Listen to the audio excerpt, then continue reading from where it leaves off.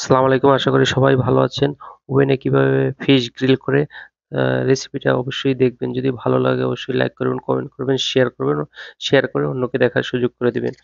আমি আমাদের দেশীয় মাছ একটা নিচ্ছি অনেক বড় সাইজ, আ ২.৫ কিলো ওয়েট হবে। তো এটা ভালোভাবে আমি ক্লিন করে নিছি। ২ সাইডটা আমি পরিষ্কার করে নিছি ভালোভাবে। তারপর ছোট, ছোট পিস করে কাটছি।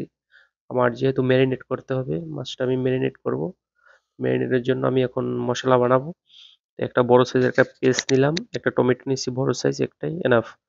এটা ভালোভাবে আমি ব্লেন্ডিং করে নেব। ব্লেন্ডিং কিন্তু আমার অলরেডি হয়ে গেছে।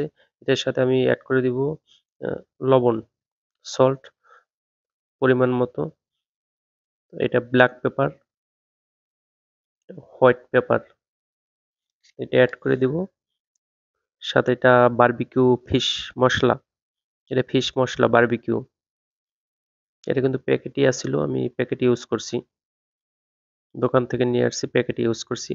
তো এটা আমি কাঁচামরিচ দিয়ে দিলাম। এটা ঝালের জন্য কাঁচামরিচই, আমি কিন্তু হলুদের গুঁড়া, মরিচের গুঁড়া এই জায়গায় ইউজ করব না। শুধু ক্যারামেল করব, এটা ক্যারামেল। এটা ক্যারামেল, আ রসুনের ক্যারামেল। এটা ভালোভাবে মিক্স করব। মিক্স কিন্তু আমার অলরেডি হয়ে গেছে। এখন আমি এই মাছের উপরে ঢেলে দিব এটা। ঢেলে দিয়ে ভালোভাবে ম্যারিনেট করব। তো আমি নিচে কিন্তু বাটার পেপার দিয়ে নিয়েছি। এই জায়গায় আমি কিন্তু অয়েল ইউজ করি নাই। তেল ইউজ করি না, তেল ইউজ করব উপরে দিয়ে দেব তেল হালকা পরিমাণ মতো। তো ওভেনে যেহেতু গ্রিল করব, তেল কিন্তু বেশি দিতে হয় না। হালকা আপনি পরিমাণ মতো দিলেই এনাফ। তো আমি হালকা অলিভ অয়েল তেল দিয়ে দিচ্ছি। আপনারা চাইলে যেকোনো তেলই দিতে পারেন, কোনো সমস্যা নেই। আপনারা যদি বানাতে চান এই সেম রেসিপি ফলো করলে কিন্তু বানাতে পারবেন। বাটার পেপার আমি এটা ফয়েল করে নিছি। উপরে আমি ফয়েল দিয়ে দিছি। বাটার পেপার ফোল্ড করে উপরে ফয়েল করে ফোল্ড করে দিছি। এটা ট্রেতে রেখে আমি এখন ওভেনে দিয়ে দিব।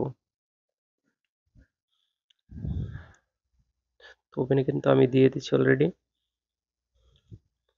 এটা টাইমিং টেম্পারেচার হইছে ১৫০। ওভেন যেহেতু আমার এটা বড়, টেম্পারেচার অনেক বেশি, তো কম দিয়ে দিচ্ছি ১৫০ টেম্পারেচার। আর আমি ৪০ মিনিট এটা কুক করব। ৩০ মিনিটও করতে পারেন, কোনো সমস্যা নেই। ৪০ মিনিট ৩০ মিনিট করলে এটা পারফেক্ট হবে। আমার কিন্তু অলরেডি হয়ে গেছে, দেখেন এভাবে হয়েছে কালারটা অনেক সুন্দর।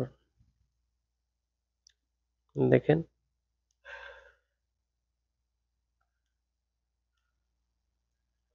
খেতে কিন্তু অনেক টেস্ট। ওভেন যদি আপনাদের বাসায় যদি ওভেন থাকে, একবার হলেও বানিয়ে সেম রেসিপি ফলো করে একবার হলেও বানিয়ে খাবেন। দেখবেন অনেক টেস্ট।